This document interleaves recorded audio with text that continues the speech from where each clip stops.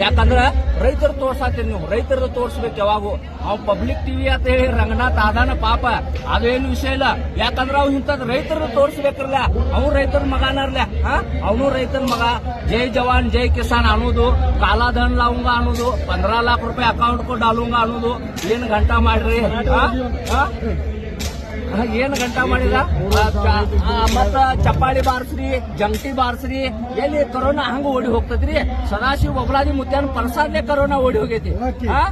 ಮತ್ತ ಇದು ಸದಾಶಿವ ಬಬಲಾದಿ ಮುತ್ಯಾನ ಪ್ರಸಾದ ತಯಾರಾಗೋದು ಯಾರಿಂದ ಅಂದ್ರ ಕಬ್ಬಿನಿಂದ. ಈಗ ನಮ್ ಮನ್ಯಾಗ ಸಂಡಾಸ್ ಬಾತ್ರೂಮ್ ಇರ್ತೈತ್ರಿ ಸಿಟಿ ಒಳಗ, ತಿಳ್ಕೊರಿ. ಅದಕ್ಕ ಬಂದ ತುಂಬಿತಂದ್ರ ಏನ್ ಮಾಡ್ತೀವಿ ನಾವು? ಟಾಕಿ ತಂದ ತುಂಬಿಸ್ಕೊಂಡ್ ಹೋಗ್ತೀವ್ರಿ. ಅದಕ್ಕೂ 2,000, 3,000, 5,000 ಕೊಡ್ಬೇಕ. ಇದ ಬಗ್ಯಾಸ್ ಎಲ್ಲಾ ಕಬ್ಬು ನೂರೂತ್ ಬಗ್ಯಾಸ್ ಹತ್ತೆ ಬೀಳ್ತೈತ್ರಿ. ಲಾಸ್ಟ್ ವೇಸ್ಟ್ ಅದಕ್ಕೂ ಬಿ 3,000 ರೂಪಾಯಿ ಟನ್ ಮಾರ್ತಾರ ಈ ಫ್ಯಾಕ್ಟ್ರಿ ಮಕ್ಕಳ. ಮತ್ತ ನಾ ಈಗ XYZ ನಾ ಬಹಳ ಅಡ್ನಾಡದೇನ್ರಿ, ಯಾರಪ್ಪಗ ಅಂಜಾಗಿಲ್ಲ. ಒಟ್ಟ ಹೋರಾಟಗಾರ. ಯಾರಪ್ಪನ ಏನೈತಿ? ಬೆಳಗಾವಿ ನಮ್ದೈತಿ. ಇದು ಜೇಲ, ನಾಳೆ ಬೇಲ. ಇದು ಬೆಳಗಾವಿ ಜಿಲ್ಲಾ.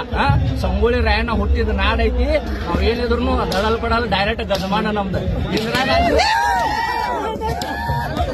ಇಂದಿರಾ ಗಾಂಧಿ ದೇಶಗೋಸ್ಕರ ಪ್ರಾಣ ಕೊಟ್ಟರು. ಹೌದ ಹುಲಿ ಅಂತ ಹೇಳಿ ಫೇಮಸ್ ಆಗಿತ್ತು. ಈಗ ಗಜಮಾ ಅಂದ್ರೆ ನಂಗೆ ಗುರ್ತಾಗಿಲ್ಲ. ಖರೆ ಡೈರೆಕ್ಟ್ ಗಜಮಾ, ಡೈರೆಕ್ಟ್ ಗಜ ಏನಾದ ಗುರ್ತಿಲ್ಲ.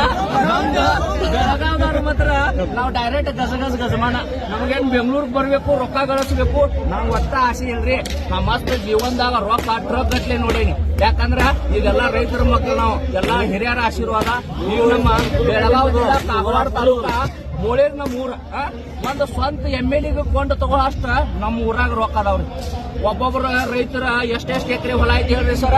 100 ಎಕರೆ 80 ಎಕರೆ ಹೊಲ ಐತಿ. ಅಂದ್ರೂ ಇಂತ 60 ರೂಪಾಯಿದ ಶರ್ಟ್ ಹಾಕೊಂಡ ತಿರುಗಾಡ್ತೀವಿ. ಅದ ಮಹಾರಾಷ್ಟ್ರಕ್ಕೆ ಹೋಗ್ರಿ ನೀವು, 1 ಎಕರೆ ಹೊಲ ಇರ್ಲಿ, ಅವ್ನು ಏನ್ ಟಿಪ್ ಟಾಪ್ ಅರಿವೇನೋ ಬಾಗಲೇನೋ ಅವ್ರದ ಏನೋ ಇಲ್ರಿ. ಕಬ್ಬಿಂದ ಮಾತಾಡ್ತಾನೆ ತಡ್ರಿ. ರೈತ ಅಂದ್ರ ಏನ್? ನಾವು ರೈತರ ಅಂದ್ರ ಸಾದಾ ತಿಳ್ಕೊಬೇಡ್ರಿ.